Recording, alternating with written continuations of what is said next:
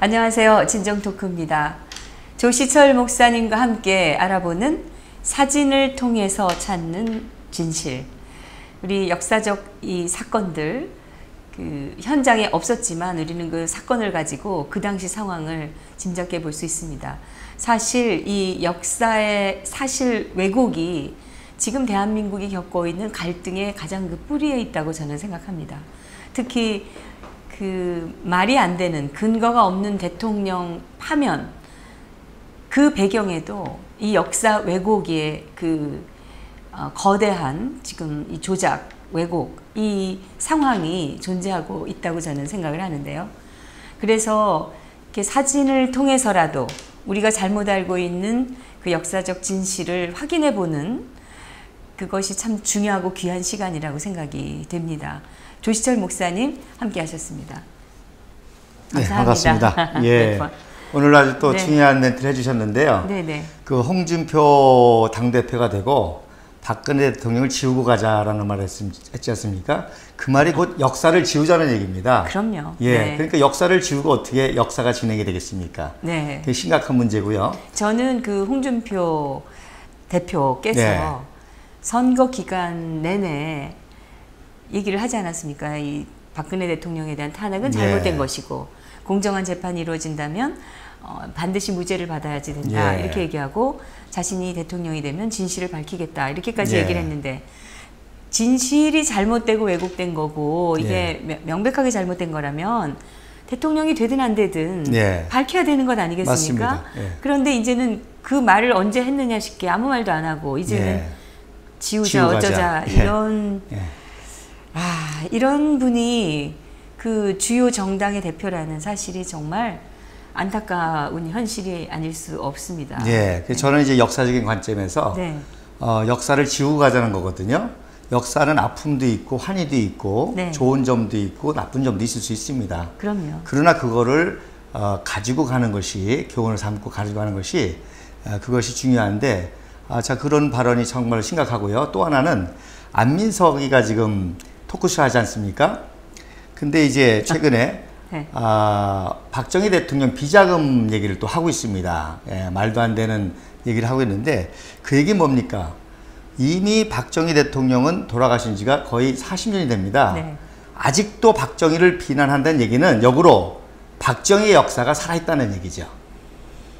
그렇긴 한데 저 좌파들의 그 집요한 조작 그리고 뜬금없이 근거 없는 의혹만 지금 계속 이 양산하는 거 이거를 잡을 방법이 없을까 이런 생각을 합니다. 중요하죠. 그러니까 그 사람들도 역사가 중요하다는 걸 아는 겁니다. 역사가 중요하니까 역사를 왜곡해서라도 그 사람들이 30년 전서부터 지금 대한민국 역사를 왜곡해 하고 있는데 이거는 이 우파라는 분들이 사실은 반성해야 될 부분입니다. 맞습니다. 그래서 이번 전쟁 그 책 제목이 또 재밌더라고요. 안민석 끝나지 않은 전쟁이라고 붙였더라고요.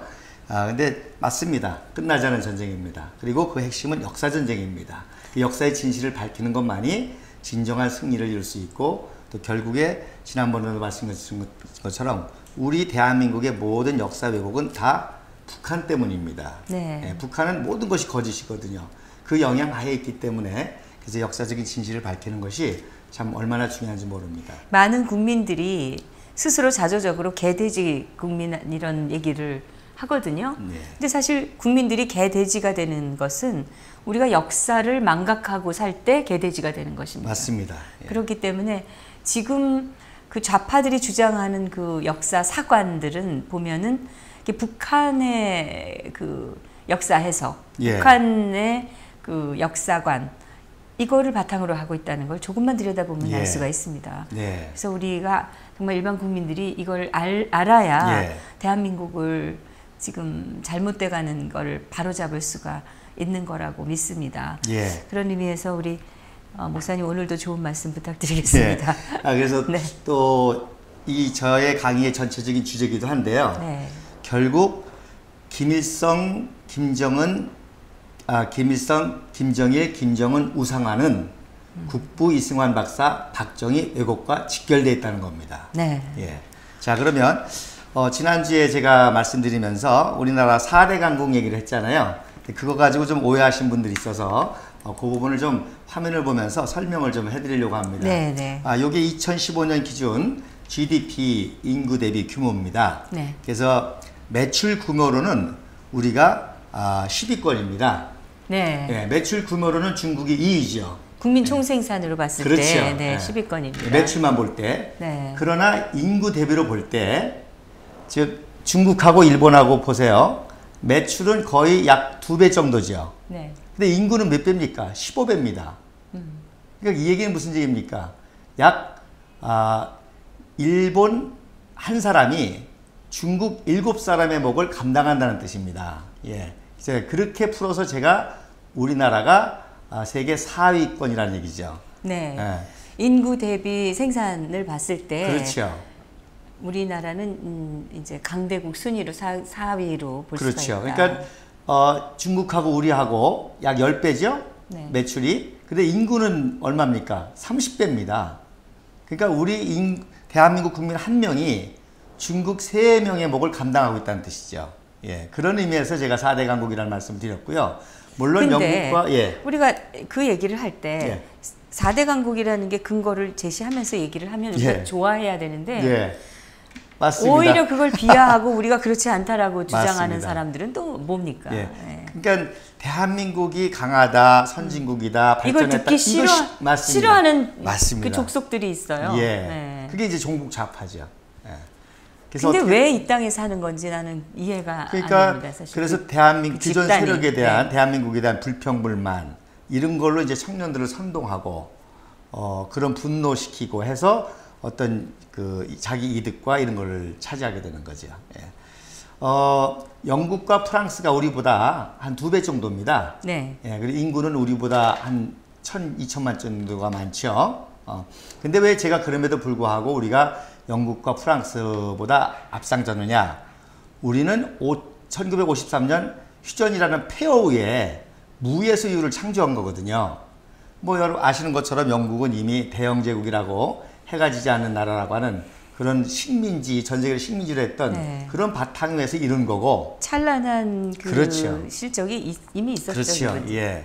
근데다가 우리는 그야말로 천안함 터져가면서 또 세월호 난리를 쳐가면서 연평도 터져가면서 세월호 얘기는 빼야 됩니다. 왜냐하면 이미 이런 여러 가지는 세월호 이전에 된 거고 세월호 있은 이 다음에는 우리가 그 내세울 게 별로 없습니다, 사실. 어쨌든 그렇게 이제 계속적인 북한의 위협과 난동과 그걸 겪어가면서 이룬 업적이기 때문에 아주 역동성이 있고 가치가 있다는 거죠. 그리고 또 한 가지 더 매출의 질이 다릅니다. 예를 들어서 중국이 매출 규모는 크지만 쉽게 표현하면 깡통 매출입니다. 예를 들어서 조선 업계가 비슷하거든요. 근데 거기는 그야말로 통통선 배를 몇만 대씩 만드는 거고 우리는 고부가적인 그런 배를 만드는, 그러니까 매출의 질이 다르다는 거죠. 그래서 이런 부분에 좀 오해가 있어서 죄송합니다. 그 다음에 이승만 대통령이 12년을 통치하셨습니다. 12년을 통치했는데 한 푼도 개인 재산이 없어요. 그리고 약 20억 불 정도를 끌어들였습니다. 우리 대한민국을 세우기 위해서. 2천억 불이라고요? 그러니까 이제 오늘날 시세로 말하면 그 당시에 하여튼 2천억 불이었나요? 아니요. 그 당시는 한 20억 불 정도. 근데 이제 그렇죠. 오늘날의 화폐 가치를 생각했을 때 저렇게 보신 거예요? 저걸 끌어들여서 대한민국을 세운 거죠. 근데 단 1달러도 헛되이 쓰지 않았습니다.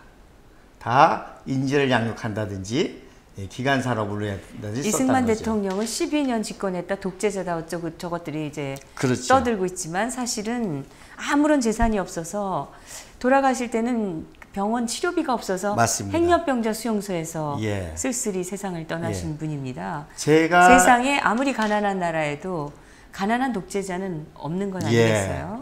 근데 그런 분을 독재자라고 주장을 하고 있는 저 좌파들은 어떻게든 이승만 대통령의 건국 정신을 죽여야 그 북한의 정통성을 높이는 거라고 생각하기 때문에 저러는 겁니다. 그래서 사실 저도 이승만 대통령과 역사를 연구하게 된 계기가 정 대표님 말씀하신 그겁니다. 어떻게 12년 동안을 절대 권력을 가진 네. 통치자가 하와이로 가셨는데 하야도 아니고요. 내쫓은 것도 아닙니다. 2개월 동안 요양하러 가신 겁니다. 근데 병원비가 없어서 한인교회들이 도와줬다는 얘기를 듣고 제가 충격을 받았습니다. 성경에서만 보던 그런 분을 보게 된 거죠. 네. 그래서 제가 연구하게 된 계기가 된 것도 그 사건입니다. 그 이승만 대통령의 일생을 보면 성경을 실천했다는 맞습니다. 생각이 들어요. 예. 네. 그리고 박정희 대통령을 아시는 대로 18년을 통치하셨죠. 18년을 통치했는데 마지막에 금고에 8억이 나왔다 그러죠. 6억 원입니다. 6억 원입니까? 네, 네. 아니 제가 알기로는 9억 원입니다. 9억 원인데 그거를 이제 전두환 합수부장이 3억을 수사비로 쓰고 6억을 그 퇴직금조로 줬다고 그렇게. 아닙니다. 예. 6억 원.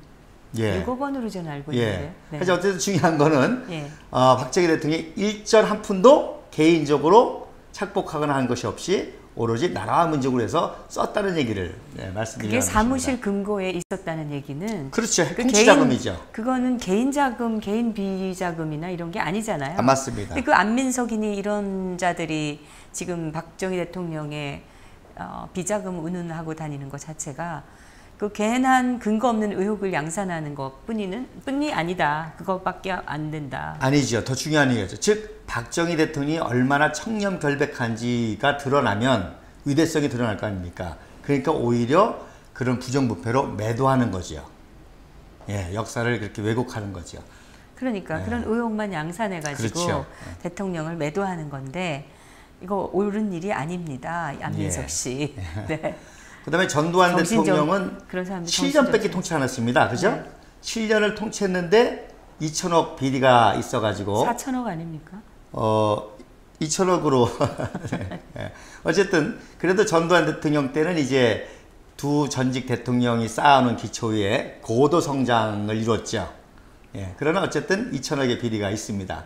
그 다음에 노태우 대통령도 전두환 대통령이야말로 사실은 그 이전에 박정희 대통령께서 뿌린 씨앗의 열매를 맞습니다. 그 7년 동안 충분히 예. 누렸던 운 그렇죠. 좋은 사람이었던. 예. 뭐 지금은 너무 이제 좀 그다음에 이제 어렵게 노태우 됐지만. 대통령도 5년입니다. 단 5년 통치에 역시 2천억 비리가 있죠. 그래도 노태우 대통령은 이제 북방 정책이라는 걸 통해서 우리 또 대한민국 정통성 이어갔죠. 그런데 이제 김영삼 대통령 때 완전히 말아먹어가지고 갑자기 IMF로 들어가게 된 겁니다. 예. 고도 성장하던 나라가. 그래서 제가 요걸로 대한민국 역사를 쉽게 이해하려고 하는 겁니다.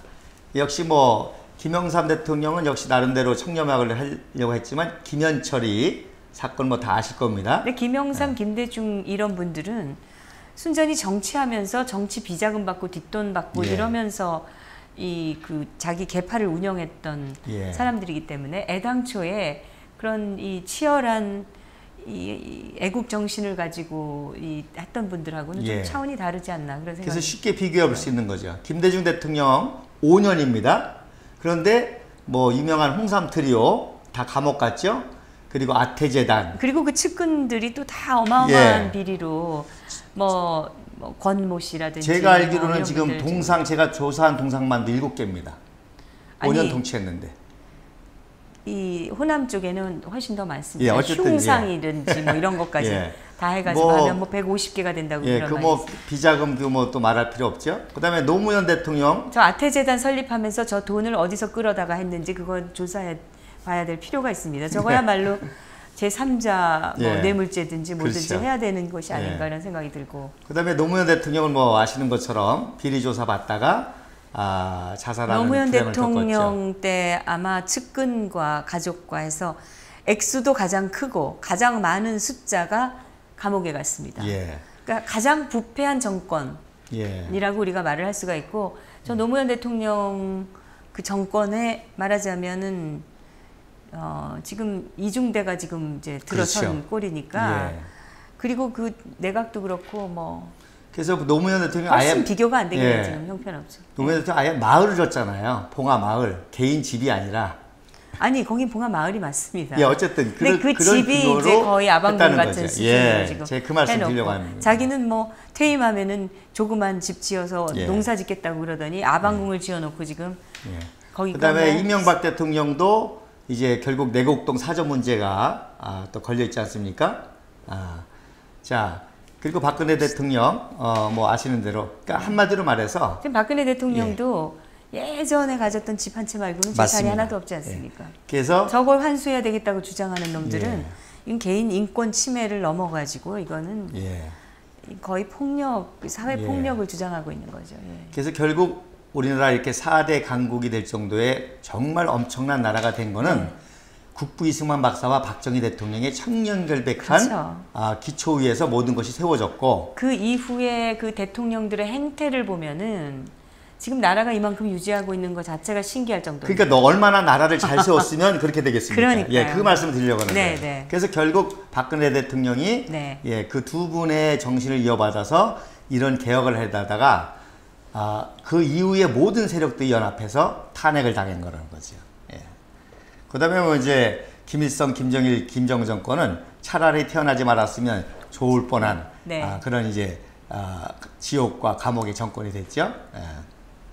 자, 우리가 지난주에 그 구사단 사건 화면을 보셨죠? 그래서 이때부터 박정희가 사실 이제 뜨기 시작합니다. 그리고 이승만 박사가 키우기 시작하죠. 저 화면에서 오른쪽에 이렇게 딱 정자세로 서 있는 그분이 박정희 대통령이에요. 대령이죠. 참모장. 그리고 집차에 서 있는 분이 벤프리트 장군이고 집차에서 연설하신 분이 이승만 박사님이십니다. 이승만 대통령 바로 옆에 계신 분이 벤프리트 장군님이십니다. 그래서 이제 이때부터 구사단이 성공적으로 이렇게 함으로 말미암아 대한민국 국군 그 강군화 작업이 시작이 됩니다. 그 지금 이 사진에 국부 양자, 국군 아버지 이렇게 돼 있는데 그거 지금 그 이승만 대통령이 양자로 확실하게 들어가신 그러니까 이제 건가요? 양자와 같은 인물이라는 거죠. 그런 분이었다. 그러면서 대한민국 국군의 아버지 역할이었다는 거죠. 이 벤플리트 장군이 대한민국에 말하자면 사관학교를 처음으로 세우신 분인데. 그렇죠. 그렇다면 아무리 미국 장군이긴 하지만 우리가 그분의 고마움은 알아야 되지 않겠습니까? 근데 사관학교에 저 벤플리트 장군의 동상이 있었는데 그걸 없앴다고 합니다. 저도 오늘 정 대표님에게 듣고 아주 충격적입니다. 제가 확인해 보려고 합니다. 언제 없어졌는지 모르겠는데 벌써 오래전에 없앴다고 하니까 뭐 당연히 조사하면 나올 겁니다. 그거는 당연히 저는 제 생각에는 저 좌파 정권에서 그런 짓을 했을 거다. 그 반미니까.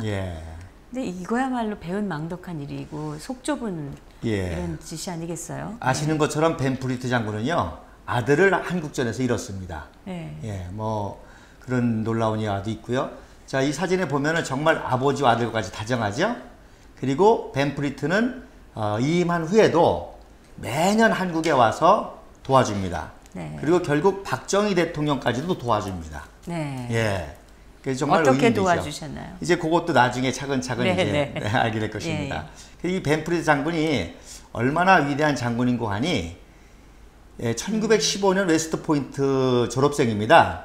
지금 웨스트포인트 졸업생이에요. 1915년. 근데 160명 정도가 졸업을 했는데요. 여기서 별이 70개가 나옵니다. 그래서 보통 한 기수에 대장이 한두 명 나오거든요. 근데 여기는 저 동그란 표시한 게 아이젠하워하고 브래들리 육군 원수입니다. 별 5개가 2명이 나왔어요. 그 다음에 대장이 또 2명이 나왔습니다. 그 웨스트 포인트 사관학교 중에서도 역사상 이 1915년도 졸업생들이 가장 엄청나죠. 가장 탁월한. 그래서 별명이 있습니다. The Class the Stars Fellow. 별이 쏟아지는 학번이다. 그래서 소장급이 한 25명이 나왔고요. 중장급이 10명이 나왔고 소장급 25명, 또 준장급 해서 별이 70개가 나왔습니다. 이 중에 이제 벤플리트 장군이 있는 거예요. 제가 추적하기로는 저 맨 끝에 가운데 오른쪽에 계신 분이 계시죠.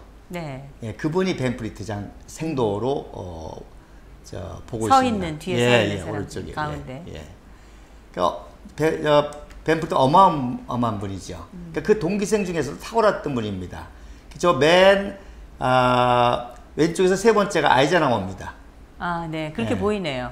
그 다음에 맨 오른쪽이 브래들리 육군 원수고요.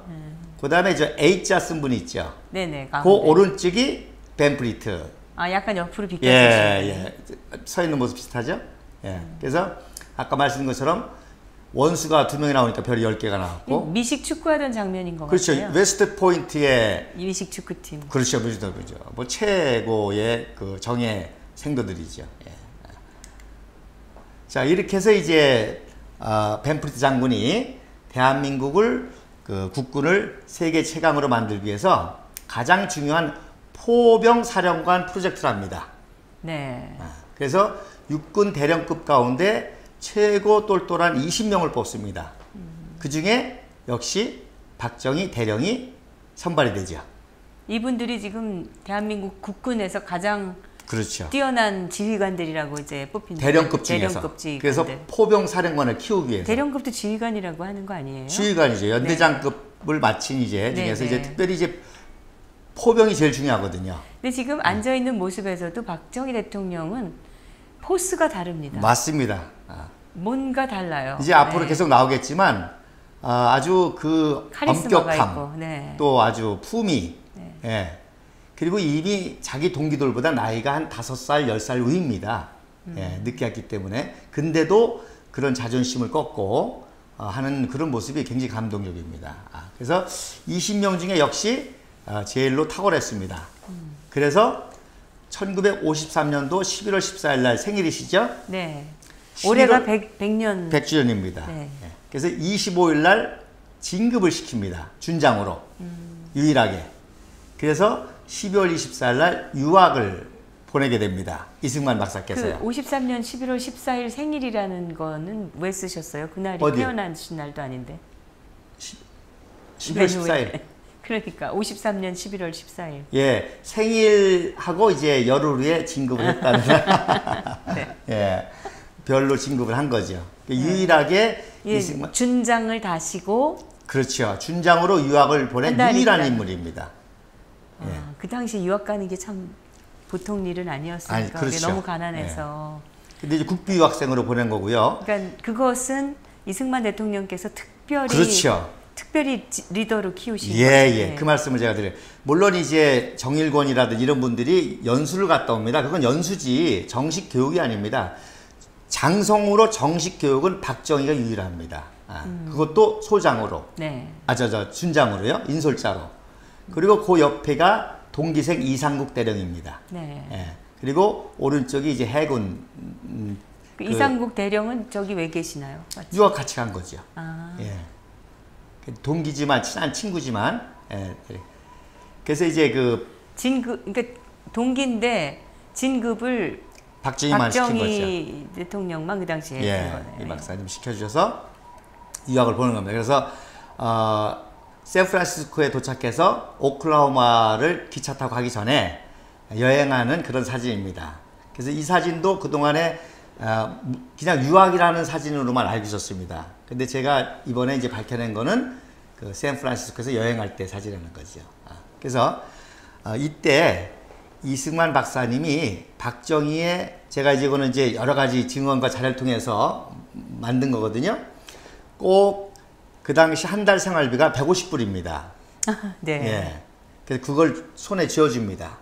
그리고 이제 하시는 말씀이 이더는 피 같은 돈이야. 국방은 걱정하지 말고 공부 열심히 해서 나라 살려. 예. 예. 나라 살려. 예. 국방 걱정하지 말고. 그게 이제 이게 너무 심각한 얘기인데 굉장히 중요한 목사님 얘기죠. 흉내 내시는 게 예. 자꾸 웃음이 나가지고 예. 그래서 박정희 대통령이 지난번 연설에 뭘 배웠습니까? 캔두 스피릿이죠. 이번에 이제 뭐야? 나라 살려라는 걸. 그래서 이제 포병학교에서 6개월 동안 이제 공부를 합니다. 자, 나폴레옹 아시죠? 나폴레옹 이 모습 유명하죠? 그 가슴에 손을 넣는 모습. 나폴레옹이 왜 유명한 거 아니? 최초의 포병 전술을 통해서 유럽을 제패한 사람입니다. 네. 예. 그래서 나폴레옹은 군사 정략가일 뿐만 아니라 또 최초로 법치주의, 나폴레옹 헌법이라고 그러죠. 그래서 법치주의로 프랑스를 다스린 그런 아주 영웅적인 인물이죠. 예. 이게 박정희하고 관계가 있습니다. 네. 자, 보세요. 남북전쟁 당시에 링컨 대통령이죠. 네. 왼쪽에 있는 분이 핑커턴 장군이고 오른쪽에 맥클런드 장군입니다. 무슨 흉내를 냈습니까? 나폴레옹 흉내를 냈죠. 예. 나폴레옹 이렇게 영향력 있는 인물이었습니다. 예. 그 다음에 요게 그란트 장군입니다. 총사령관. 가운데. 그리고 예, 대통령까지 되셨죠. 네. 예. 그러니까 나폴레옹 흉내 나는 거는 그 당시 모든 세대들의 영웅주의의 그 모델인 거죠. 예. 칼 막스입니다. 그럼 진짜 전부 그 가슴에 손을 대고 그러니까 흉내내는 거예요. 나폴레옹. 속에 손을 집어넣고. 나폴레옹은 한 세대 세계를 제패했던 최고 영웅으로서 그 모든 사람 선망의 대상이죠. 예. 칼 막스까지도 군인은 아니지만 그야말로 네. 공산주의 사상으로 세계를 제패하겠다 그런 야망을 표현한 네, 거겠죠. 자, 이게 1885년 1월달 갑심 정변에 실패하고 일본으로 피신한 박영효, 서광범, 서재필, 김옥규인 모습입니다. 이분들이 나폴레옹을 알고 흉내낸 거죠. 흉내낸 건가요? 당연하죠. 정확하게? 예. 자, 이게 누굽니까? 이등만. 이토 히로부미입니다. 네. 이토 히로부미가 초대 수상입니다. 일본의 초대 수상.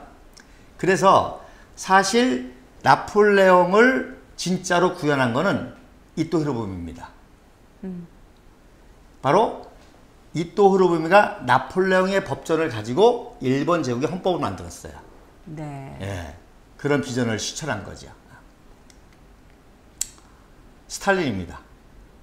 스탈린까지도 공산화 세계 제패의 야망을 가지고 이렇게 흉내를 내죠. 예. 요거는 1940년대에 스탈린의 모습입니다. 지난번 제가 첫 강의도 말씀드린 것처럼 최초의 사진 조작입니다. 네. 어디 감히 스탈린 옆에 있느냐? 사진 사라졌죠? 없애버렸네요. 없어버렸습니다. 옆에 있던 인물을. 예. 옆에서는 꼴을 못 보겠다. 그렇죠. 그러니까 스탈린 우상하죠. 네. 근데 그런 일들이 지금도 벌어지고 있다는 거예요. 이게 왼쪽에 있는. 지난 한겨레에서 네. 미국 방문 때 모습이거든요. 네. 위에가 원본 사진입니다. 네. 아래가 포토샵 사진입니다. 머리를 시커멓게 칠했죠.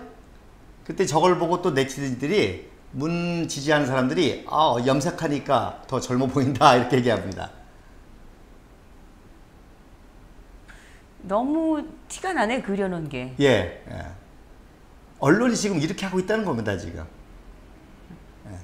근데 사실 언론이 저 위에 있는 저런 컴컴한 사진, 잘못된 사진을 냈다가는 또 뭐 청와대에서 무슨 제재를 받을 수도 있는 그런 상황이기 때문에 또 알아서 기는 것도 있지 않을까요? 근데 중요한 거는 네. 이런 조작들이 이루어지고 있다는 거예요, 지금 20세기에도 우리나라에서도. 예. 어쨌든 이제 스탈린도 이렇게 박근혜 흉내를 내죠. 대통령이라면은 그러지 않았을 겁니다. 예, 아마 맞습니다. 못생기게 나오거나 잘못 나와도 언론이 예. 그냥 내버려 뒀을 거예요. 그렇죠, 당연하겠죠. 그러니까 예. 그런 생각을 하면 아주 이 쓰레기 언론이라는 소리가 저절로 나옵니다. 그래서 제가 늘 하는 말이 김일성 우상화는 이승만 박정희에 대한 폄하고 그것이 지금도 이어지고 있다는 거죠. 자, 요게 지난번 사진 보여드렸는지 모르겠지만 50년 9월 8일 네. 강건 총참모장이 낙동강 지역에서 전사할 때 장례식 사진입니다. 네네. 이때 흉내내죠. 한반도 통일의 야망을 품고. 저거 김일성이가. 김일성입니다. 예. 이 오른쪽에 있는 그 최용건입니다. 그래서 최용건이는 그래도 울어요. 눈물이 있어요. 근데 김일성이 눈물도 없어요. 예. 자, 이게 김일성의 44년도 사진입니다. 32세 때. 맨 앞에 오른쪽에 두 번째. 예. 제가 무슨 얘기를 드리려고 하는 거 아니? 김일성이는 육문중학교 중퇴에다가 중대장 전투도 제대로 해보지 못한 그런 바보 멍텅구리라는 거죠. 그런 사람이 전쟁을 일으켰으니 얼마나 불행하겠습니까? 지금 저 88 국제 여단이라는 게 러시아군 얘기를 하시는 예, 거죠? 러시아 내에 중공군과 조선군이 섞여져 있는 겁니다. 예. 그래서 김일성이는 역할이 바로 KGB의 끝납풀 간첩으로 요 동북 연안군을 감시하는 역할을 하는 겁니다. 그게 1944년이고. 예, 바로 입국 전이죠. 예. 그래서 이 간첩 역할을 한 김일성을 내세워서 위성 정권을 세운 거죠. 지금 44년이면은 일제 말기로 가까운 그렇죠. 때인데 예. 그때 이 소련군 소속이었는데 무슨 항일 투쟁을 했다고. 맞습니다. 이 사기 조작을 하는 거지. 예. 예. 그래서 요 가운데 키 큰 사람이 유명한 이제 주보중이라는 사람입니다. 그러니까 중국 주보중의 똘마니였다가 소련군의 똘마니가 되는 모습입니다. 예. 자, 그래서 이 북한에서는요 포병절이라는 게 있습니다. 아예. 네. 예, 결국 미군의 포병 때문에 전쟁이 졌다. 그래서 포병질이 생길 정도입니다.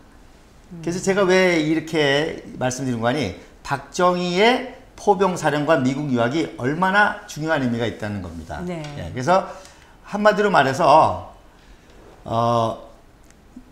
아시아의 나폴레옹이 바로 박정희입니다. 그래서 박정희는 나폴레옹 전문가입니다. 그리고 그 나폴레옹의 모든 전략을 경제개발에 이용한 분입니다. 그리고 역시 유신헌법도요 나폴레옹 헌법과 같은 겁니다. 예. 그래서 아까 이토 히로부미보다도 나폴레옹의 아시아는 바로 박정희 장군인 거죠. 아시아의 나폴레옹이. 나폴레옹이라고 저렇게 봅니다. 그래서 나폴레옹이 아시아가. 예. 그래서 결국 세계적인 천재인 국부 이승만 박사가 박정희에게 나폴레옹의 꿈을 펼치도록 유학을 보낸 것이죠. 그럼 이렇게 왜 이 박사님이 박정희를 또 보냈냐? 자기 자신도 선교사의 도움을 통해서 유학을 갔거든요. 지난번에 보신 것처럼 이제 감옥에서 이승만 청년이 감옥에서 있을 당시의 모습입니다. 그래서 1902년도에 감옥에 있을 때 자기를 키워준 안페젤라 선교사님이 순교했다는 소식을 듣고 하루 종일 통곡을 하죠. 그 아펜젤러 그 선교사께서 콜레라로 돌아가셨나요? 아니요. 콜레라 사건. 이제 그건 뭐냐면, 그래서 이 사진이 왜 중요하냐면요. 1903년도 3월 달 사진입니다. 2월 22일 사진입니다. 네. 예. 왜 그런 거 하니, 그 전해에 월남 이상제가 들어왔습니다. 저 가운데 앉아 계신 분이 월남 이상제 선생님이십니다. 근데 그해 8월에 콜레라가 들어왔습니다. 그래서 막 사람들이 막 죽어나가는 거예요. 그때 이승만 청년이 감옥에서 콜레라 환자를 돌봐줬죠. 그랬더니 월남 이상제가 놀라는 겁니다. 야, 너도 그렇게 하다가 병 걸려서 죽으면 어떡하냐 말렸습니다. 그런데 이승만 청년이 자기는 자기를 위해서 생명을 바친 아펜젤라 선교사님 그분 대신에 일을 해야 된다고 해서 그 콜레라 환자를 도와주면서 살아남죠. 오히려 그걸 보고 이상제가 충격을 받고 이승만의 전도를 받고 그리스도인이 됩니다. 그래서 이 사진이 월남 이상제가 회심한 기념사진입니다. 그 다음에 지금 이 서 있는 분, 저 오른쪽에 계신 분이 이승만. 그렇죠. 쇠사슬을 묶은 네, 중재의 쇠사슬을 수기 때문에. 묶여있는 분이. 그리고 그 옆에 앉아있는 분이. 근데 지금 쇠사슬로 저렇게 묶여있는 중재인인데 얼굴은 너무나 편안하고 예. 미소를 띠고 있어요. 그렇죠. 네. 예. 그리고 그 이유가 앉아 이제 계신, 나옵니다. 앉아 있는 5분 중에 맨 가운데 분이 가운데 이상제. 선생. 그 다음에 그 이승만 바로 옆에 있는 분이 강원달이라는 분인데 이분이 병보석으로 출소를 합니다. 네. 그래서 출소 기념사진입니다. 그리고 이상제 회신 기념사진입니다. 예. 그리고 언더우드 선교사님이 그래서 방문한 사진입니다. 예. 이 사진은 언더우드 박사가. 그렇죠. 그래서 이제 이승만 청년이 나중에 이 사진을 입수해가지고요. 유학하는 동안에 미국 전역을 다니면서 이 사진을 환등기로 보여주면서 이제 우리 한국의 실상 또 한국을 도와달라고 호소하는 데 쓰게 되죠. 예. 그래서 이제 감옥에 있을 때 이런 선교사들이 이승만을 전폭적으로 도와주게 되죠. 네. 그래서 이 사진은 지난번에 보여주신 예. 것 같습니다. 특별히 이제 그 조원시 선교사님이 또 아주 굉장히 중요한 영향을 미치는데요. 3월 10일경에 계속 탄원을 하는데 탄원이 안 됩니다. 그래서 실망하지 말라고 편지를 씁니다. 편지를 쓰는데 뭐라고 쓰는 거 하니? 바로 당신이 추록하여 한국을 기독교 국가라고 표현했습니다. 근데 정확한 의미는 기독교 국가라는 의미가 아니라 미국과 같은 나라가 되겠다는 거죠. 기독교 자유민주주의로 만들려는 우리들의 노력을 도울 것을 고대하며 기도합니다. 즉 그 당시 모든 선교사들의 비전 중에 하나가 이승만을 키워서 조지 워싱턴과 같이 만들어서 미국과 같은 나라를 조선에 세우겠다는 것이 꿈이었던 거죠. 그런 꿈을 감옥에 있는 이승만 청년이 심어줬던 거죠. 이제 거기에 이제 그 이승만 청년이 이렇게 답장을 합니다.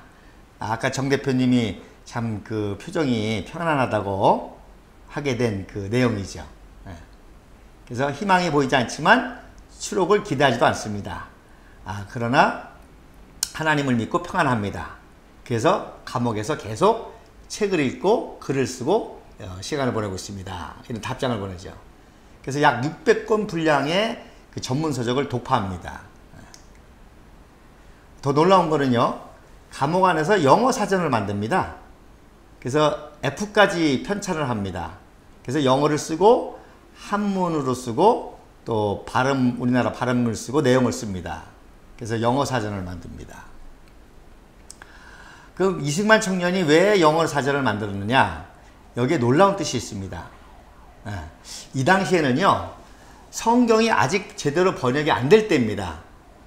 그러니까 이승만 청년은 선교사들이 한국에 와서 한글을 배워서 번역한 성경을 한국 사람이 읽는 것보다 한국 사람이 영어를 배워서 영어 성경을 읽는 게 더 빠르다는 그런 생각을 가진 거죠. 그래서 영어 사전을 만듭니다. 그러다가 러일 전쟁이 일어나니까 우리나라가 식민지 된다는 걸 깨닫고 이제 영어 사전 편집을 그만두고 독립정신이라는 책을 씁니다. 그래서 독립정신을 쓰고 6월 29일 날 탈고한 기념사진입니다. 6월 29일 날. 그래서 약 3개월 동안 이 독립정신이라는 책을 쓰죠. 그래서 이때는 이제 출소 직전이라 쇠사슬을 안 맸죠. 그리고 저 오른쪽에 있는 사람이 든 게 이제 감옥에서 통달한 성경입니다. 그리고 왼쪽에 들고 있는 조그만 책이 그 찬미가라고 그러죠. 찬송가입니다. 감옥에서 불러도 찬송가. 기념 촬영을 하는 겁니다. 독립정신이라는 책을 썼습니다. 감옥에서 29살 청년이요. 이게 이제 그 독립정신 책이 1910년에 출판이 되고요. 또 최근에 나온 책입니다. 다시 출판이 됐죠. 그렇죠. 네. 예. 근데 요즘에 다시 읽어도 참 명문입니다. 제가 이제 그걸 말씀드리려고 합니다. 독립정신은요, 대한민국의 초등학교, 중학교, 고등학교, 대학교 국민들의 필독서입니다. 이 독립정신 안에 오늘날 우리 대한민국의 모든 시스템, 모든 헌법, 이념, 가치가 다 들어가 있는 책입니다. 그걸 우리가 하나도 가르치질 않습니다. 예. 이런 그 정말 중요한 가치를 가르치지 않는 민족에게 미래가 있을 것인가. 예. 그런 통탄을 합니다, 사실. 제가 봤는데요. 독립선언서보다 더 잘 썼습니다. 그러니까요. 미국 헌법보다 더 잘 썼어요. 그것도 29살 청년이 혼자 감옥에서. 네. 제가 이 책을요, 제 딸이 28살 때 익혔거든요. 걔가 충격을 받았습니다. 좌절이 된다는 거야. 어떻게 29살 청년이 이런 책을 쓸 수 있냐는 거야. 그 글을 보면 얼마나 고귀한 정신을 가지셨던 예. 분인가 이거를 확인할 수가 있습니다. 그리고 우리가 그런 분이 이 나라의 근본을 만들었다는 거를 자랑스럽게 후손들에게 가르칠 수 있어야 제대로 된 나라가 아닐까 그런 생각을 맞습니다. 합니다. 네. 그래서 제 딸내미 또 하나 말하기를요. 그러나 조건이 있다는 거예요. 반드시 그 당시 시대 상황을 같이 알려줘서 읽혀야 된다는 거예요. 그렇지 않으면 친미파다 이렇게 오해가 생길 수 있다는 거죠. 그래서 친일파들도 이 책에서 친일파라고 논리를 끄집어냅니다. 이 책에 어떤 내용이 있는 거 하니 조선이 너무 무능하니까 개혁개방 안 하니까 일본이 와서 이렇게 해주는 거에 대해서 좀 우호적인 글을 씁니다. 그걸 가지고 친일파라고 해요. 용일하자는 거잖아요. 그렇죠. 일본을 이용하자는 거지. 예. 뭐 이 친일을 해서 일본에다 나라를 갖다 바치자는 게 아니지 그렇죠. 않습니까? 그러니까 그걸 자꾸 친일이니 뭐니 우겨대는 사람들의 논리가 맞습니다. 너무 빈약하고 억지가 많습니다. 심각하다는 거죠. 그리고 그거를 우리에게 유리한 쪽으로 해석을 해야 되는데 저자들은 적에게 유리하게 하여튼 뭐 비판적인 거 될 만한 거가 있다 하면 끄집어내서 이렇게 모험하는 거죠. 네. 제가 더 충격을 받은 거는요. 광화문에 역사박물관 생겼죠. 거기에 갔더니 이 책을 전시해 놨습니다. 그리고 뭐라고 썼습니까? 1910년 이승만이 저술한 독립운동 관련 사상서라고 썼습니다. 자, 언제 썼습니까? 1904년도에 썼습니다. 네. 그러니까 좌파들로 안 믿어지는 거예요. 네. 감옥에서 청년이 저런 책을 썼다는 게 안 믿어지고 뭐라고 왜곡하는 거 아니 1910년이면 프린스턴 박사학위 받을 때입니다. 박사가 썼다 그런다는 거죠. 그 저거 거짓말을 저렇게 예. 우리 역사박물관에 아니 해놓고 박물관에서 제가 너무 충격을 받았습니다. 예. 그런데 보세요. 독립운동 관련 사상서라고 그랬습니다. 저거는 독립운동이 아니라 대한제국 개혁운동입니다. 1904년도니까. 독립운동은 언제부터인 거니? 정확하게 말해서 1910년도부터입니다. 한일합방 이후부터 봐야 됩니다. 근데 이렇게 이제 왜곡하는 거죠. 그래서 제가 이거를 저거는 왜곡이라기보다는 무지의 소치가 아닐까. 아니죠. 생각해 보세요. 대한민국의 역사박물관을 만들 정도면 역사의 전문가들이 하는 겁니다.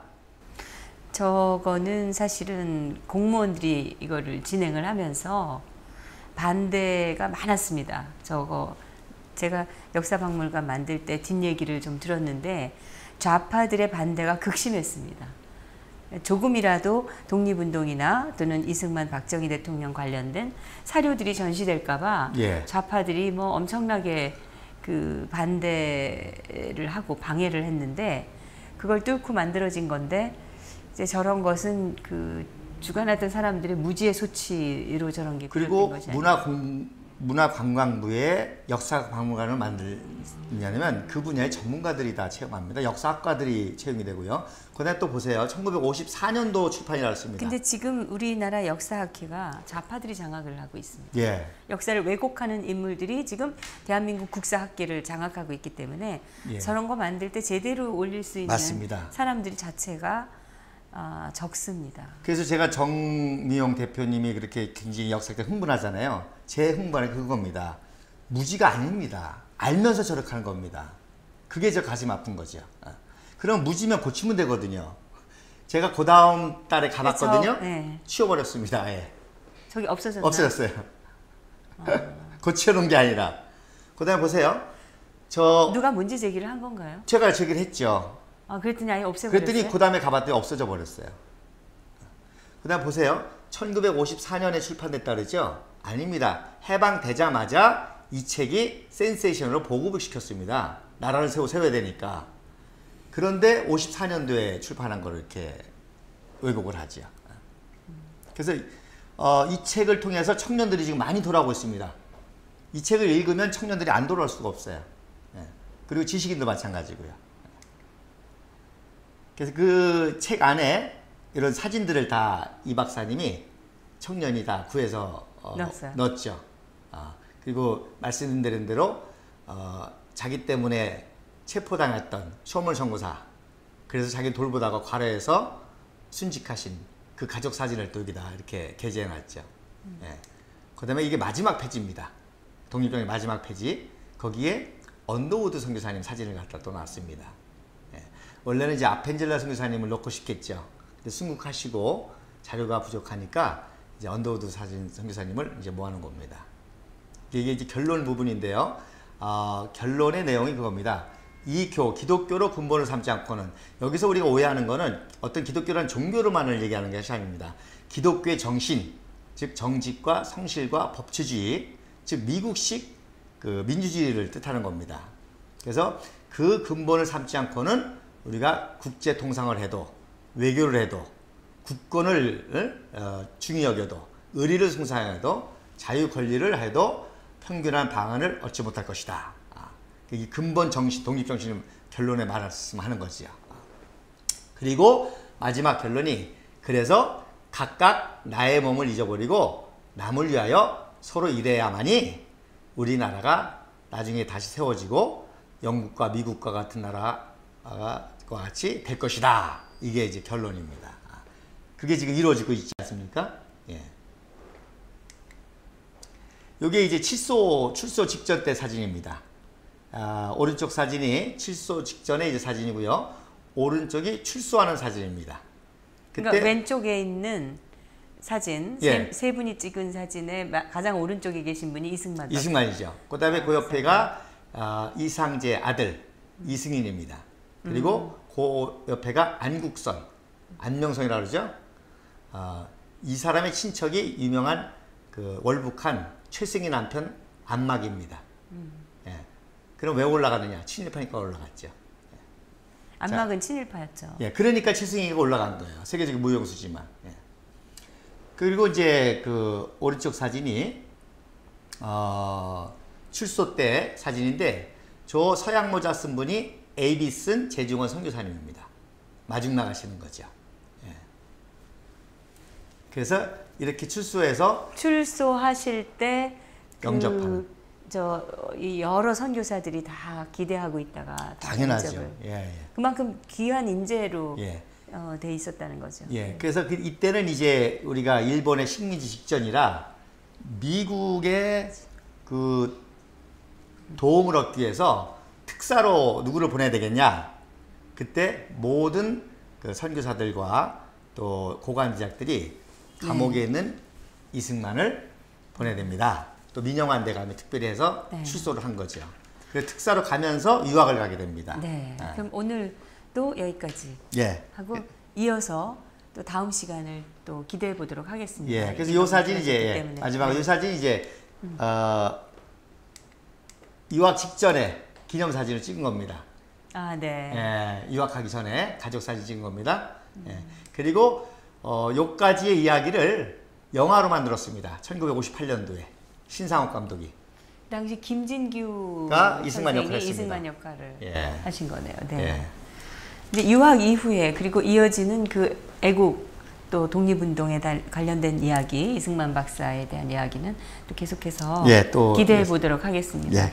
처음 보는 사진들을 많이 보여주셔서 아주 볼 때마다 감동입니다. 감사합니다. 네, 감사합니다. 네. 우리 그 역사 왜곡을 얘기하는 거에 가장 핵심은 근세사고, 근세사에서도 이승만 대통령과 이승만 건국 대통령과 박정희 부국 대통령, 저는 이 부국 강병 대통령이라고 말씀을 드리고 싶은데 박정희 대통령에 관련된 것에 집중되어 있습니다. 그만큼 이 두 분이 대한민국의 근본이기 때문에 그런 건데 왜 그 두 분에 대한 역사를 그토록 왜곡하고 폄하하고 조작하는가? 그것은 그들이 이 두 분 때문에 명분과 정통성을 잃었기 때문입니다. 그래서 이런 그 북한의 그 발버둥에 국내의 이 종북 좌파 이 세력들, 그 역사를 한다는 사람들이 역사의 진실을 찾는 노력이 아니라 양심을 버리고 자기들의 이념의 노예가 되어 있다는 것을 우리가 다시 한번 확인을 해봅니다. 정미용의 진정 토크에서 마련해 드리고 있는 사진을 통해 확인하는 역사적 진실, 사진을 통해 보는 역사적 진실 탐구, 다음 시간을 또 기대해 주시기 바랍니다. 감사합니다.